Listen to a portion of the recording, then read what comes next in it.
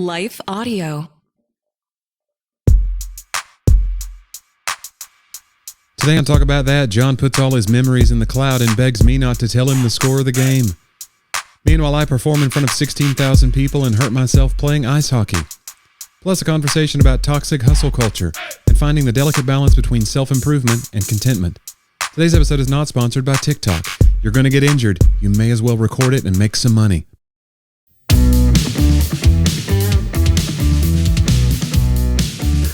Another January edition of Talk About That. I'm John here with my colorful co-host, Jonnie W.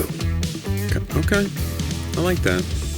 Are you like the color commentator of this thing? I don't think of myself as very colorful, but... Do I do the play-by-play and you do the... Yeah.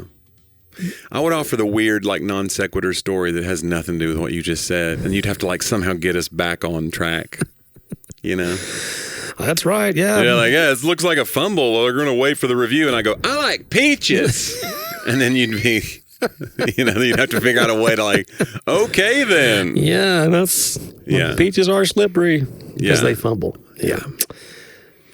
Speaking of, are you following the NFL playoff race? Of course. Are you watching every game? You've been on the road a lot, so I don't know. but I've got to watch some of each game, and then we have to go do shows. Yeah. So it's a bummer. You leave and then you come back and go, then you know. But we were in we were in Toronto during the Chiefs and Bills game, and we missed most of the second half, and then it was starting to end, and then we were trying to get somewhere. There was a restaurant that was closing, but they were staying open for Nate. I'm on tour with Nate Bargatze, so they were staying open an extra hour, and it was going to be just us in there. And I was like, what a cool thing! What a neat, this little Italian restaurant in Toronto, which known for quality Italian food. It's called Uncle Tony's, which it's funny to me. Yeah. So Uncle Tony's, hey Uncle Tony, hey. So we get there, but Nate was running behind. He was in a different Uber because he was doing some meet and greets, and then the crew and some other comedians, we go over there and we realize they've let some other couple in. Ugh.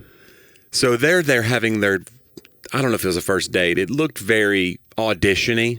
You know how you can tell when somebody's on their first or second or third date. Right. It's very your real personality will not emerge for months. Right. It felt like that if to not me. Years for some of us. It felt like that to me. It was a middle-aged man, middle-aged woman. And so they're talking it up. And then we come in with our table for 10, and there's nobody else in the restaurant. And he doesn't notice how weird this is. The guy's just look at that. Well, I thought we had the place to ourselves. Okay. Then he realizes he was at the show. No. So now it's worst case scenario because again, I don't ever want to be whatever, and I don't think we should have a restaurant to ourselves. I'm not that guy. No, I'm disgusted. It's just he immediately starts in with people want to be funny themselves, and he's trying to impress his date, and then he kind of goes back to talking to her. But I mean, literally, he's right to the next table. He's one table over. So we start talking about the Bills game because I'm listening to it.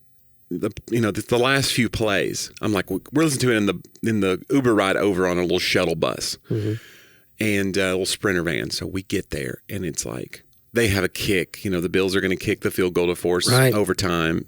Whatever. He's never missed a kick in his life. I forgot what the guy said right before it. Yeah, it's brutal. 41 yards or whatever. Yeah. And maybe even less. I can't remember what the kick was for. I could have made the kick. It was a chip shot. I'm just kidding. And so I find out at the table he's missed the kick because now it's Kansas City ball. I'm just looking at the play-by-play on the app. I'm not listening to the game because I don't want to be rude and have the big Sure. So I go, he must have missed the kick because now it's Kansas City ball and it's still the same score. And so the table starts talking about are you kidding me? Scott Norwood all over again. We're thinking about the 90s teams, the Bills teams that lost 4 Super Bowls in a row.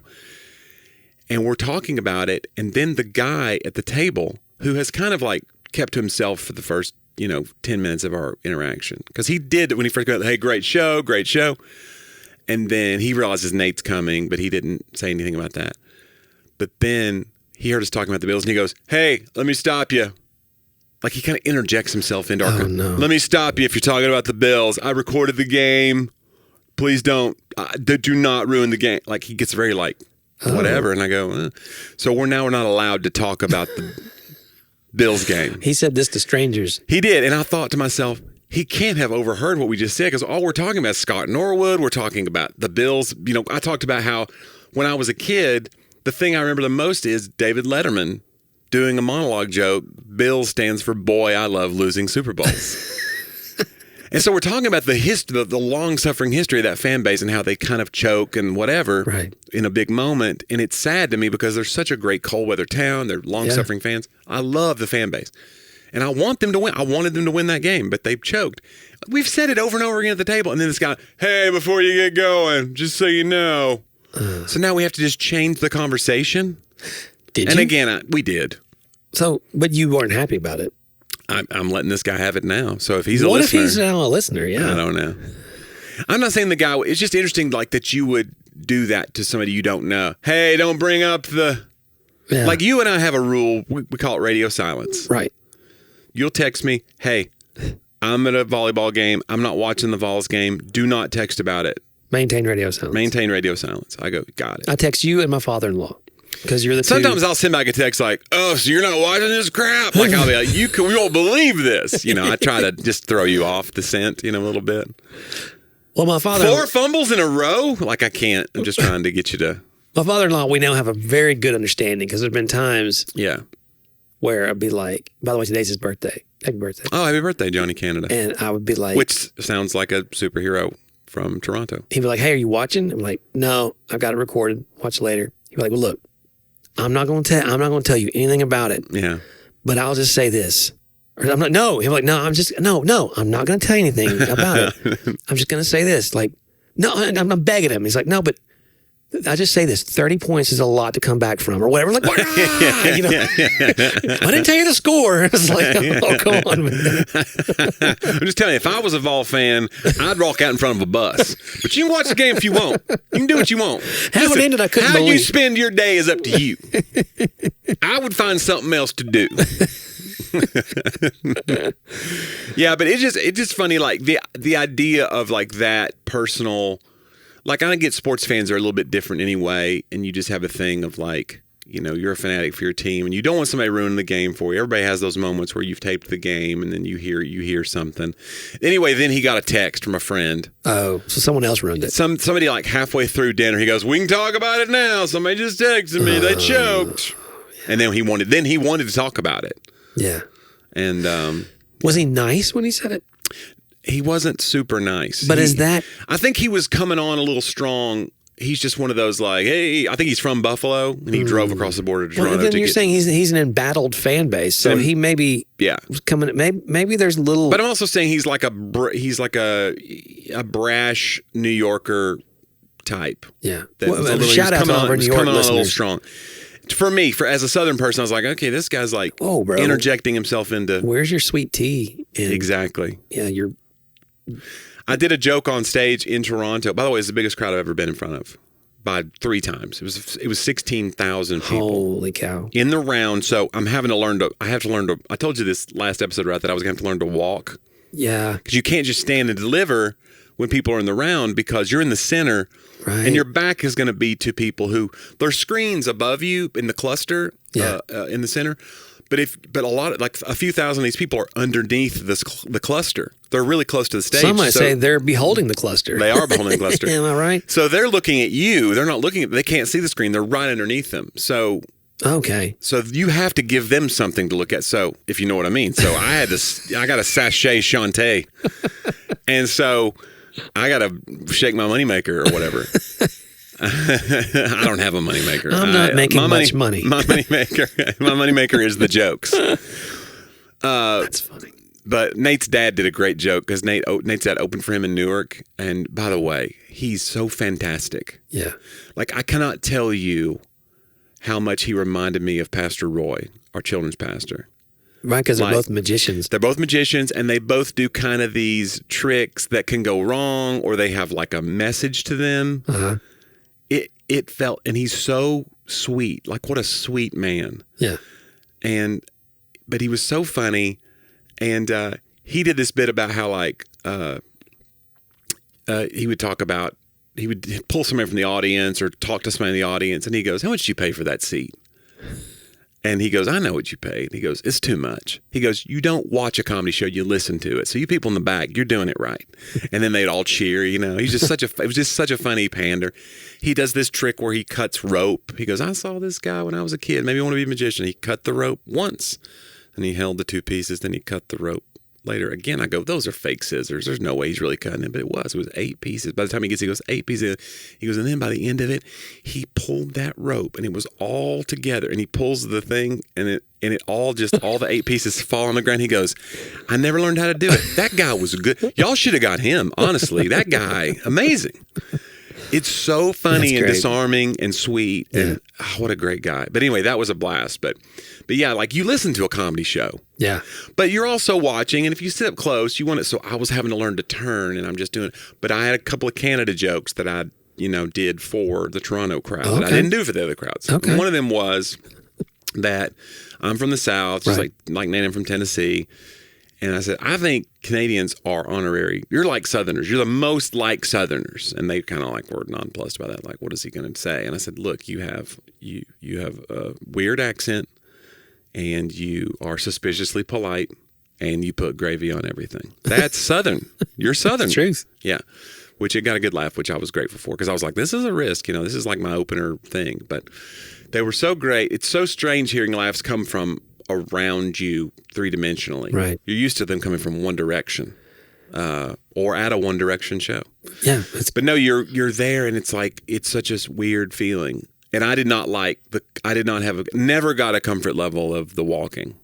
I can't imagine that anyone would. You're just like, is this too fast? Like, I kept thinking to myself, is this too much? Am I turning too quickly? Yeah. Because you walk in there's an 8-foot by 8-foot box they want you to stay in. So that's when you're the most well lit for the cameras. Yeah. So to put you on the screens. And they go, if you get out of this box, you could lose you, especially a 6'4" guy like you, Jonnie. Your face will be dark. So don't walk out of this box. So I'm trying to stay in the box, but not at the ground. Keep my head up, but know where the box is. But also am I turning too fast? Should I walk on a punchline? You don't walk on a punchline. Oh. That's weird. And then there's cameras at the 4 corners. So you kind of want to deliver the punchline to a camera. Yeah. So I'm trying to. That's real. I'm not used to that timing going on in my head. I'm just used to the timing of the joke. The joke. Not the timing of moving with it. You're not trying to stay in a box. You're trying to think outside the box. Nate doesn't move a lot usually anyway either. And he said now that he's done a bunch of these, though, he's getting used to it, and he likes the challenge of now I'm going to mix it up and deliver to this. He says he likes it now. But I did not get used to it the whole weekend. Wow. So it's going to be a while before I get in the flow, I think. But I did well, and the shows were good. So I'm glad. Listen, I've seen the show, and I've heard great things about all the others. Yeah. You know what else I heard great things about, Jonnie? What's that? Our sponsors. Oh, that's nice. Yeah. We should take a moment and hear from a few of them.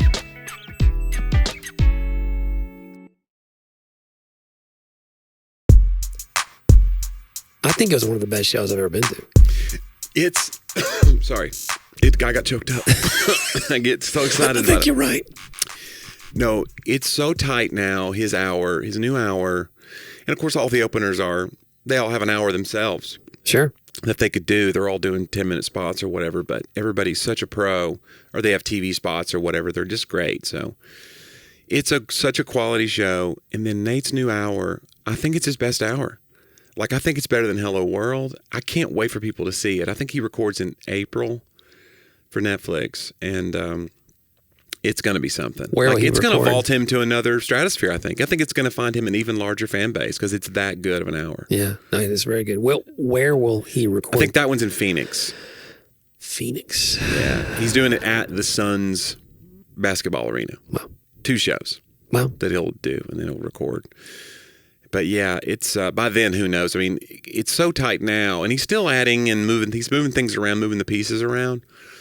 But even from when I did the show with him in Knoxville in December versus what we just did, it was a few weeks. Yeah, and he was off. He was off one of those weeks or 2 of those weeks. So it's still getting better and tighter, and he's adding, and you just go, man, this guy, it's unbelievable. Yeah. It's unbelievable. And it's so cool to be along for the ride, and so I was grateful to him. Although you heard from the last episode before I left for the road, I was getting sick. Yeah. And I was getting worried.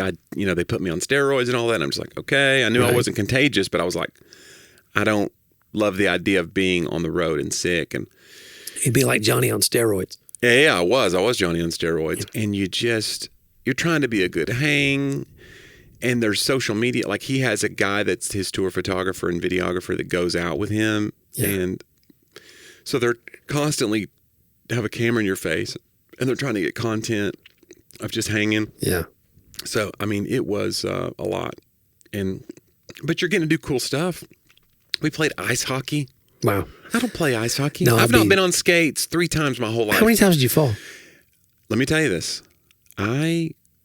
So we get out there and I'm like, all right, because they go, you don't have to put on skates if you don't want. But I was like, I'm going to do it because Nate didn't put on skates, by the way. He put on these like cleat things they have a little grippy spikies. And so you can stay up on the ice. Yeah. And then we started smacking pucks around. I'm like, well, I've never done this ever. So I'll try it. And this is probably day 3 or 4 of me being not feeling great. Yeah. And I'm like, so I started to like turn the corner a little bit. So I had some energy. I just sounded bad. Yeah. But I didn't feel fatigued as bad. But I'm like, I've not been on ice skates since like Ober-Gatlinburg as a youth group member. Right. Or whatever. Or hanging out with the kids as a youth leader. Yeah. So I'm like, yeah, let's put these ankles on razor blades and see what happens. Let's just go out there and just wobble around. But I didn't want to be that guy, so I put them on, and I got going. And again, I don't look graceful on them, but I didn't fall. I did not fall until. So like we're finishing, and I was like, we're doing like 3-on-3 drills. Did you have a helmet on? No, and it could have gone so bad. Oh yeah, you get concussed. Yeah, have to go home with a broken arm or whatever. Ice is not forgiving. No. If you fall on that, and you're an old man, and I'm the oldest guy, I'm the senior member of that group, probably. Nate's 44, I'm 49. Oh. So it's 5 years makes a big difference.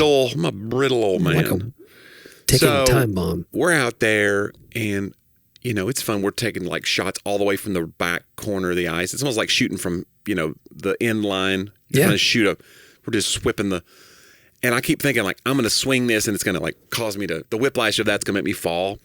But it didn't. I kind of hung in there. But I look at the video because they took a ton of video. And I look so awkward. But I didn't fall. I'm just you try to get you keep regathering, right. But then I thought, well, now I started skating around. I'm like, I can skate. I'm not able to stop very well. It's like roller skating. Do these have the toe pick? Oh, yeah. Okay. These were if you wanted to be a good skater, you could do it with these. They had all the gear. But it's you got to know that, and you just can't, because they would just cause me it would fling me forward, and I'd just go head over heels. But so I didn't do that, but I just kind of let myself slow down. Then I would slowly turn and come back. But I could build up some speed to that thing where you shoom. And I was like, I just want to get it. I go, Mike's one of the other comics. I go, Mike, my friend Mike James, hey, take a video of me with my phone. I want it. This is at the end. We're all done, basically. I was getting off the ice.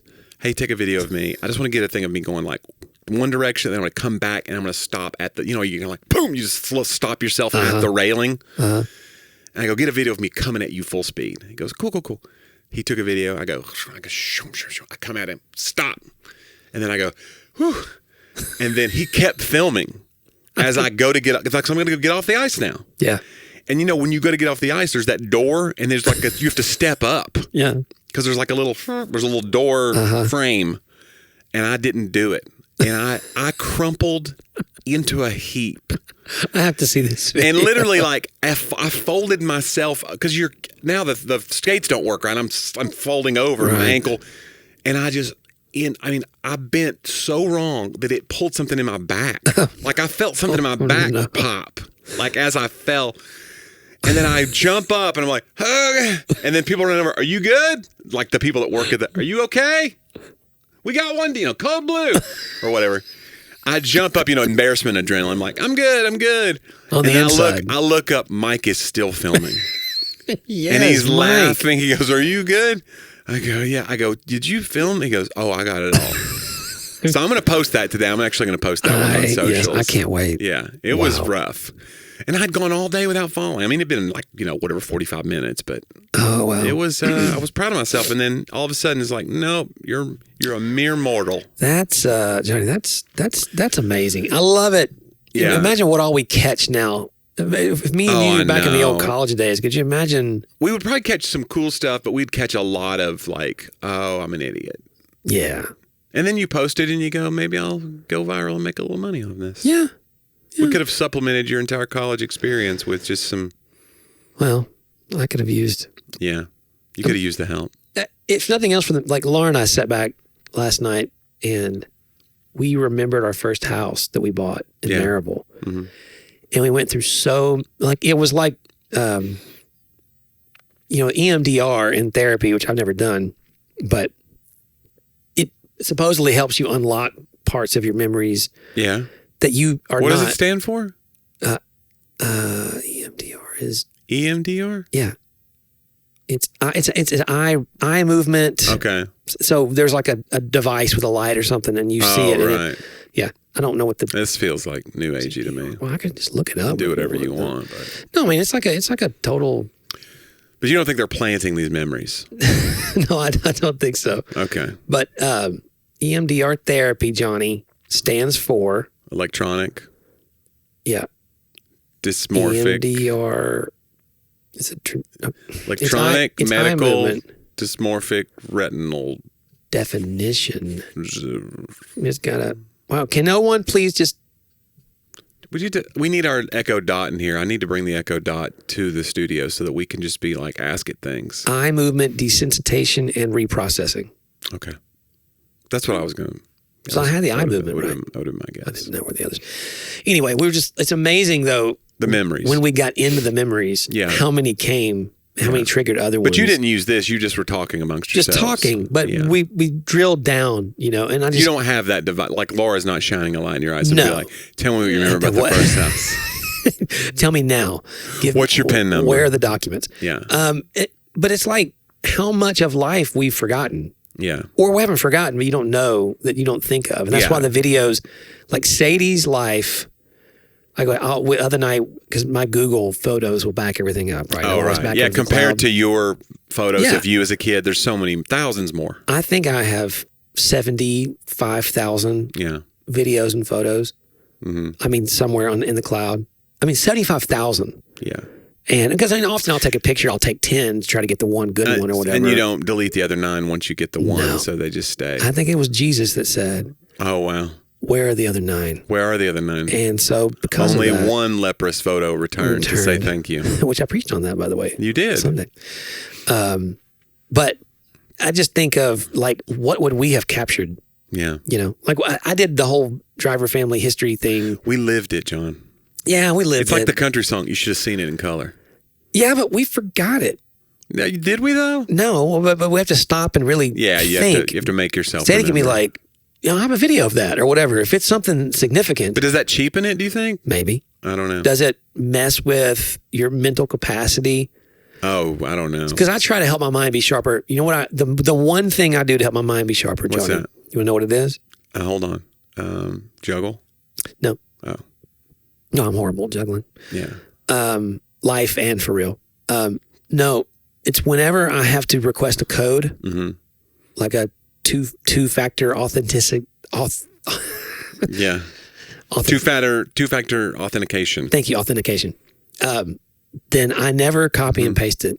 I try to memorize the number before it disappears from the text. Oh, wow. Because it comes up on my computer. It's like a little So I don't look at my test phone. You give yourself. Yeah, so if it comes up, it's usually 6 to 8 numbers. Yeah. I will look at it and I know I have like 4 seconds before this little notification is going to go away. Right. And I do my best to memorize the number and then go pretend put it's it a in. missile code. Right. And I have to know Turn this your now. key at the same time Dude, as I could Laura. be in the FBI. I could see the license plate. That's all it takes to get in the FBI now. That's what they say. They say, hey, can you say the 6-digit number back real quick? And they go, you're in. That's all you need. Here's your dossier. Now get on this plane. You're like, this feels really like y'all should have better. Okay. Whatever. They go, here's your badge. Yeah. They didn't even do a background check. Off you go. That guy really knows numbers. Hey, Jonnie, I think it's that time. Oh, is it? I think it's time for us to think through the thoughts of others. Okay. Reflect upon them. It's a little part of this podcast episode that I like to call They Talked About That.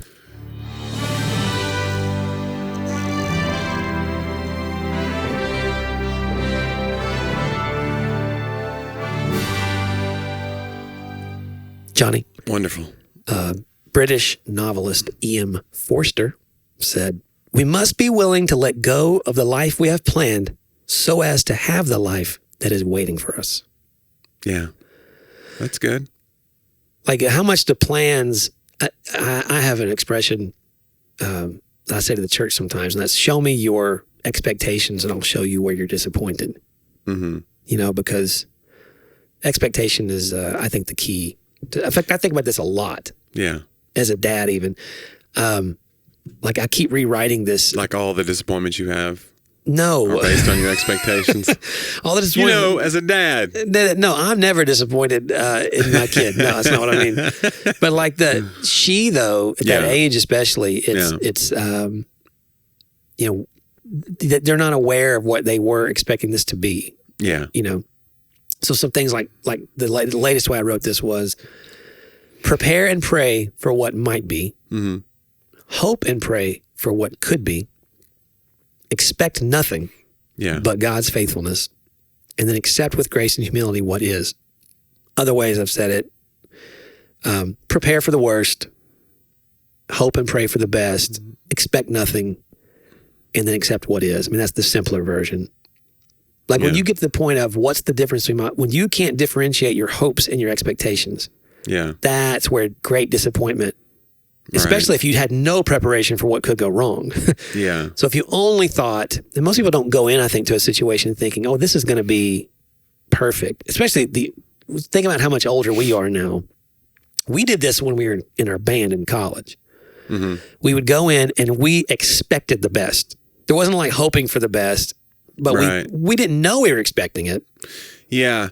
But we were like, oh, this is going to go great. Well, yeah, it's just like that roller coaster of, being on your expectations not being met, and then you rebuild them, and and then when get disappointed again. Yeah, how easily it gets dashed. And then you get dashed a few times, and then in some ways, you start expecting the worst, and that's not good either. Yeah, but I agree with the quote. It's like you got to live the life that you have. Right. There's a time to push for a better life, but it's, if you just are constantly thinking about what could be, it's such a trap, Yeah. And you probably will catch yourself not living the life that you really have, or not being grateful for what you have. Yeah, our mutual friend Caleb Edwards has been on the podcast before. Yes. Talented songwriter, musician. We were talking about this week, and he said, he's like, I think sometimes in life, it's like God spends all this time sharpening you into this certain kind of something for a very specific use. Like he's forming you, and then it feels like just when you get to be exactly what you think he's been sharpening you for, then he just takes you and puts you over here and hangs you on a nail and starts doing something else with you. And it feels we had this conversation, it feels almost wasteful sometimes when if you really follow the life that you have, not the one you think, well, I've been prepping, or and that may not be what God maybe he just wanted to sharpen you. It may not have been for the use that you thought it was going to be. Right. And because I really do believe who God is forming us into is more, it is his greater goal, or his only goal, really. I think he can accomplish all the purposes of things, but we're such a go do the life that that you see in the future. And we were raised in that sort of time of sending kids in the mission field like crazy, trying to get them to commit to those things. And they're wonderful endeavors. We need those endeavors. But there was not that sense of, like, God's trying to make you a servant. He's trying to make you like him, versus God needs you or he can't accomplish these things. Right. You're the hands and feet. Right. Right. Mm-hmm. Which I agree, because the body has hands and feet, and that's the metaphor Scripture uses. But accomplishing those things, like you said, God could accomplish those things on his own. He's trying to form something in you while you accomplish those things. And if you're not looking at that, like, what am I becoming? Well, if it's all about just the tasks, look at all these tasks I accomplished for you, God. And it's not like, what did I become because of these tasks, Yeah. And you may not get the tasks that you wanted or that you assumed or expected, right? Yeah. And that's the big I don't know. I don't want any tasks. How about that? I think the greatness of contentment is found in, and this is something that when I did 12-step recovery, one of the major phrases that came out for me was that the life I have right now is the one that God has given me. Yeah. It's a really hard truth to accept. Like the life I have right now, because I am so much into the life I've planned. Like that's why this quote speaks to me. But the one I have right now, if I believe, I think that's the big sort of contingency. If I believe all the other things I say I believe, right, then this must be the actual conclusion that aligns with my beliefs, not the functional way that I live, which is, the life I have now is always moving towards the life I should have. Or I should feel some level of discontentment because that's just part of that shows you care. Well, you can never be fully. You got to be growing every day towards something, or you're just that's the thing I think American hustle culture kind of did to us, where if you don't work an 80-hour week, what are you even doing, man? Right. You gotta you have to sacrifice something, and then you realize, well, people's families got sacrificed because of that stuff. Right. And we gleefully threw ourselves into it. Well, this is just what it is, man. If you want to be the best, you got to be willing to stay late. Or the company's like, we're a family here. You're like, all right, you're about to get manipulated when they say that. You know what I mean? Right. We're all like a family here. Right. We need you to work Saturday. Yeah. You're like, ugh. I just think there's a time, there's a balance to that stuff where, yes, you should be always growing and pushing, but at the same time, man, there's a time to be like, wow, there's a contentment to be had. And I think that, I don't know, it feels like people are settling when they talk about contentment. And I think that's the Americanization of that word, or that, Oh, yeah. If you see somebody content, you almost feel sorry for them. Like, he doesn't even know that he could have been great. He could have really been somebody. No, he's good. He's caught his limit. Yeah. He's fine. Yeah, well we can't imagine a person being just fine. No. What does Scripture say? Contentment with godliness, godliness with contentment is great gain. And I think that we miss that. That's the real riches. That's what great gain means. I mean, I think the older I get, the more I understand, my bank account may not reflect what American society would say is a rich guy, right? Well, that's the contentment, godliness with contentment is great gain. To me, it reminds me so much of the quote, I think it might have been C.S. Lewis, that said, there's two ways to be rich. You can either acquire more or you can need less. Yeah. I think people who need less have it. They figured something out. Yeah. If you always have to acquire more to be happy, it never ends. No. When we know that with inflation, things are just, going to go up. Right. You could buy a car for $7,000 when I was a kid. Go try to find a $7,000 car now. It's only going to go up, up, up. And so it's if you need to just acquire more to feel something, you got to keep hitting that button. Yeah. Like a rat in a maze. You got to keep the dopamine thing going, or whatever you do. It's a poverty way of living. Yeah. You may not have poverty in your bank account. Yeah. But it is a scarcity. Yeah. Because it's never enough. So. Well, we solved that. We did. We figured it out. Yeah. Thank you. It's a good quote. Good quote of the week there. Oh, thanks. Yeah. I think something to be, and I don't know.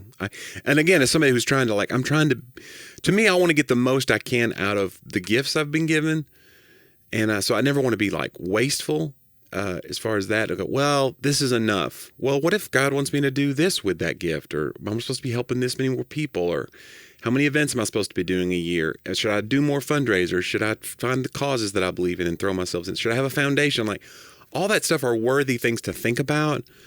But it's when there was a guy who would mentored me coming up in comedy, and I do a lot of churches, and so he goes you got to be careful with these churches, because they'll try to take advantage. They'll be they know that you have a ministry mindset sometimes, and they'll be well, this is what we have, and we're a ministry, and you're okay.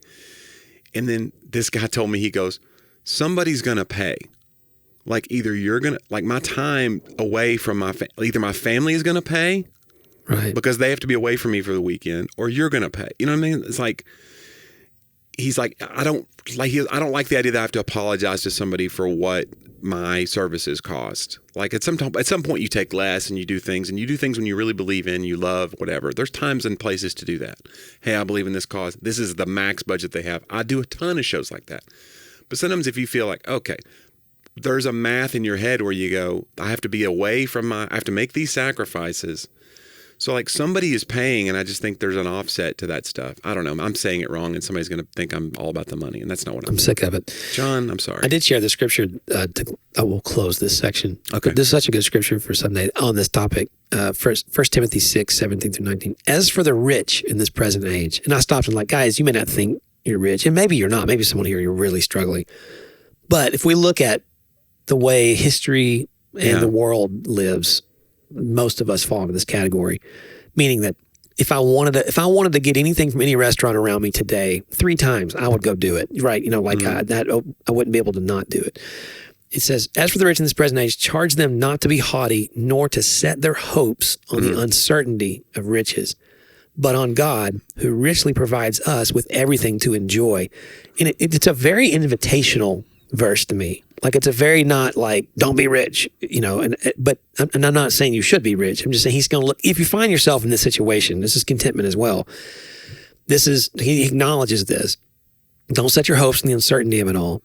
Set your hopes on God, because he richly actually provides for us for things to enjoy. To your point, if you're not enjoying your riches, then you're not, what's the point of having them? And he says they are to do good, to be rich in good works, and to be generous and ready to share, thus storing up treasure for themselves as a good foundation for the future. And this is the great part, so that they may take hold of that which is truly life. I mean, so great. 1 Timothy 6:17-19.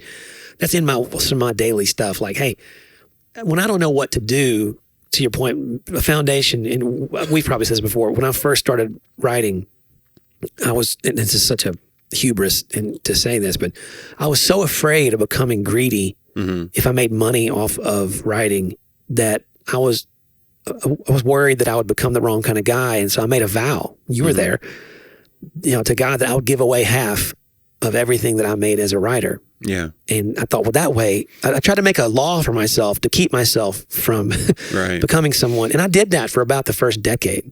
I gave away half. And then when I really came into grace as a mindset, I felt the Lord really correct me on that. Like, hey, you made a vow that I didn't tell you to make, you know, and you're never going to vow or make a law that's going to change your heart. You're just going to have to live with me every day. That's how that happens. So I don't really desire your sacrifice. I desire your obedience. That's sort of how I felt. Like, how can you be obedient to this? But I think that the attitude is the part here, that they are good. You know, yes, they're to do good, to be rich in good works, and to be generous. Their generosity is a disposition and ready. I'm ready to share, is what it says. And I love that idea of taking, because in doing that, no matter what my life is, I'm taking hold of that which is actual life. Like I'm living life and not just watching life go by. So I was bummed when you broke the vow, because the half was going to me. Yeah. Well, you needed a lot of help. You broke your vow. It's fine. John, speaking of the past, we weren't at all, but we were talking a little bit about like going back. If we had an EDMR, what was it? EDMR? Did I get it right? EMDR. If we had an EMDR right now, and I could shine a googly, I could make your eyes go googly, and I could be like, John, let's go back into the past. We would call that segment "Talk About Then."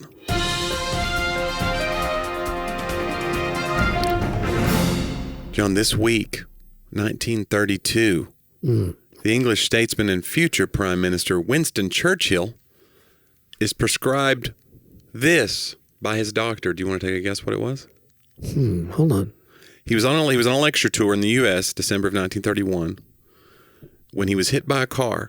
He had stepped in front of a moving vehicle after forgetting that traffic drives on the right. No. So this is kind of a funny little whatever. I want to guess it was heroin. After recovering from the accident, he continued his lecture tour with his doctor giving him a prescription for alcohol to alleviate the pain. This is Prohibition era. Alcohol? So he needed a prescription for alcohol.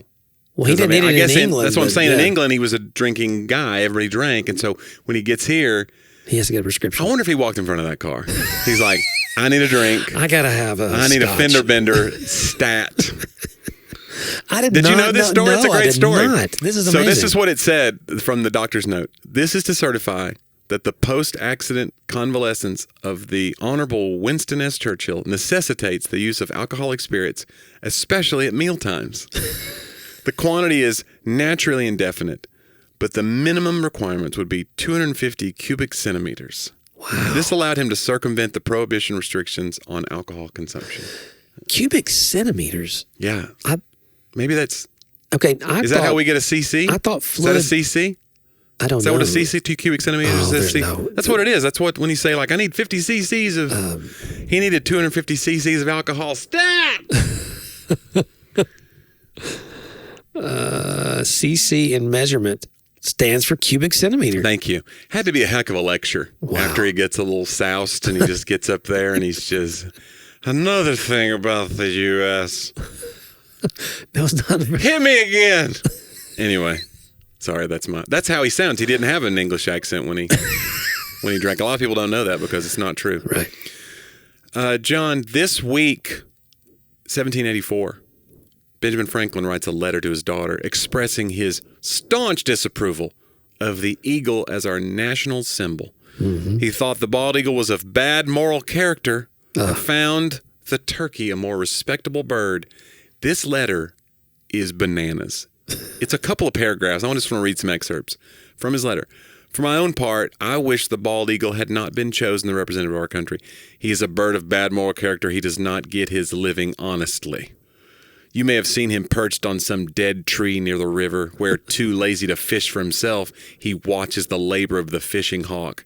And when that diligent bird has at length taken a fish and is bearing it to his nest for the support of his mate and young ones, the bald eagle pursues him and takes it from him. With all this injustice, he is never in good case, but he is like those among men who live by sharping and robbing. He is generally poor and often very lousy. Besides, he is a rank coward. The little kingbird, not bigger than a sparrow, attacks him boldly and drives him out of the district. He is therefore by no means a proper emblem for the brave and honest Cincinnati of America. Which Cincinnati of America? Does Cincinnati mean like beacon, or he was using Cincinnati as a I don't know, some kind of a, anyway. Maybe this is a typo, but it says the honest Cincinnati of America, who have driven all the kingbirds from our country. So he's basically saying, like, he can be driven out easily by a smaller bird. He's a coward. We drove out, we took what we thought was ours, blah, blah, blah. So this is the wrong emblem for us. Wow. I am on this account not displeased that the figure is not known as a bald eagle, but looks more like a turkey.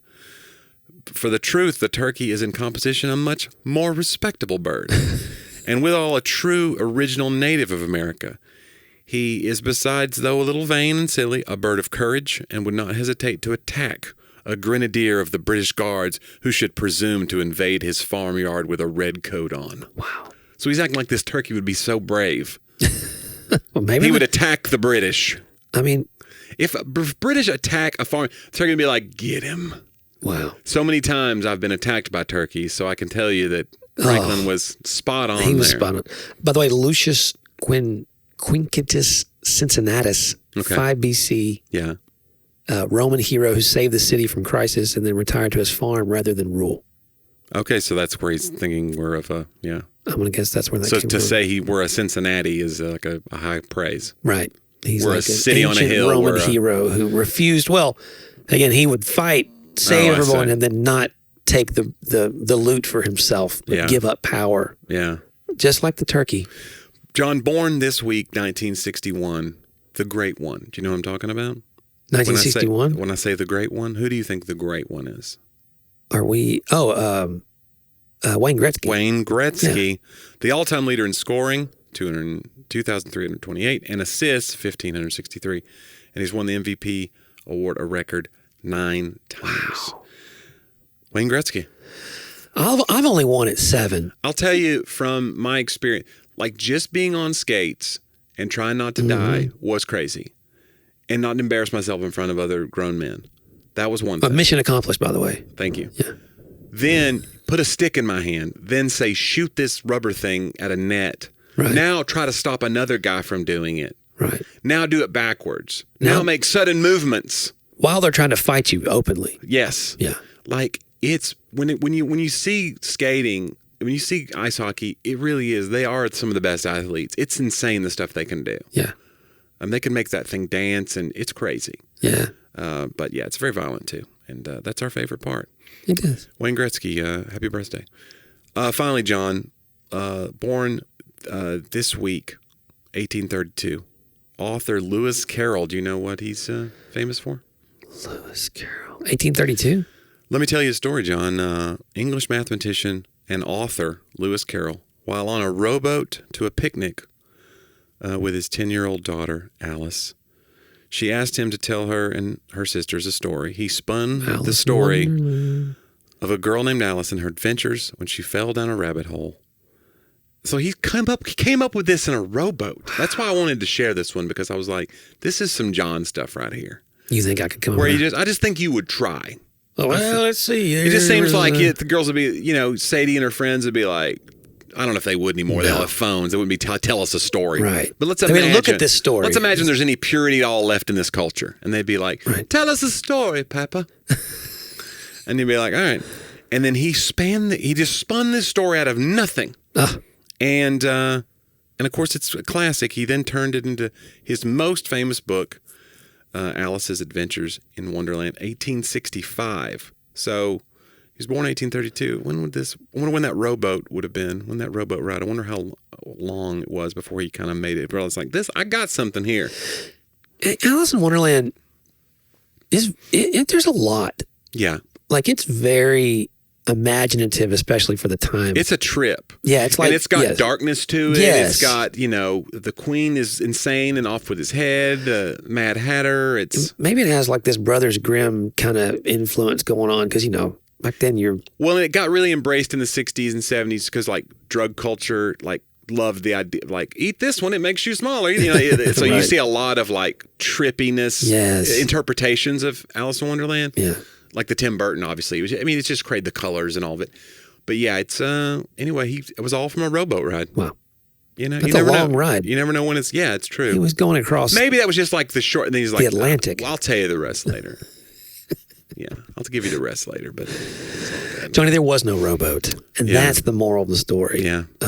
He was the Mad Hatter. This is not a fictional story, so. I didn't know that Alice was his real daughter, so that's kind of. Wow. That's kind of cool. It's kind of like Wendy's. Mm-hmm. People are just naming stuff after people. I thought you meant Wendy from Peter Pan. I meant Which Wendy's, I think Wendy was a real person, too. Really? I think so. Oh, there's no way to know. We've looked up more stuff today than we normally do. That's true. We're doing the work over here, people. I don't know what you want from us. Really fast in these Google searches. Yeah. Hey, Jonnie, speaking of going to the web, though. If you want to do a Google search, look for talkaboutthatpodcast.com, where you can see all of our archived episodes. Over 200, almost 300 now. Yeah, it's getting real close. And you can click the upper right link. That's how you support the show. Get ad-free content. That lower right link, you can send us a note, which people have been. We've been getting a lot of cool notes from you guys. We appreciate that. Yeah, people are very encouraging for the most part. And the ones that aren't, you know what? They go straight to our trash folder. Yeah. Yeah. We know how to hit delete. We talk about living in a place where you can take criticism on this podcast, but we're not going to do it. No. Not like as a podcast. But I think admitting our hypocrisy makes us authentic. That's what it was, yeah. By not living up to the standard, but it's saying that we're not living up to it. We're creating another standard. I told you who I was. Yeah. The whole time. Should have believed me. This guy. You should check out, if you want to know who Jonnie is for real, though, Jonnie W, Jonnie. Well, if you want to know the curated online image of Jonnie, no, this is more the real me. New clips coming out every week and tour dates. Yeah. Still dropping. I don't know when this will come out, but I'm in Dallas this weekend for a one-nighter at a church, and I'm very excited. Treach United Methodist Church in Flower Mound, scenic Flower Mound, Texas, near Dallas area. Flower Mound sounds like an amazing place. Just mounds of flowers. Mounds of flowers. I don't know that there's a lot of flowers. It's kind of a deserty area up there. Those are mounds. Yeah. Maybe someone planted on them. Some of the cactuses flower. Desert. Yeah, it's a desert flower. They bloom. Yeah. They used to call me Desert Flower in college, actually. That was my... That's weird. No one ever called me that. John, the old desert flower from parts unknown. Then you'd come in wearing a mask. Who was your tag team partner again? I can't remember. Anyway. Yeah. But anyway, I'll be doing that. And I have other shows coming up. Man, so much going on. I've got some more tour dates with Nate coming up. I'm doing a marriage cruise. Oh, another one. Which I think you can still get on that. I think it's it's last minute. You're doing that with some friends of mine. Oh, right. Ted Cunningham. Oh, and some friends. Yeah, David Ann Wilson. Oh, David Ann Wilson, who you wrote a book with. I'm working on their third book right now. Vertical Marriage was their first. Vertical Marriage, Vertical Parent. The second was No Perfect Parents. Oh.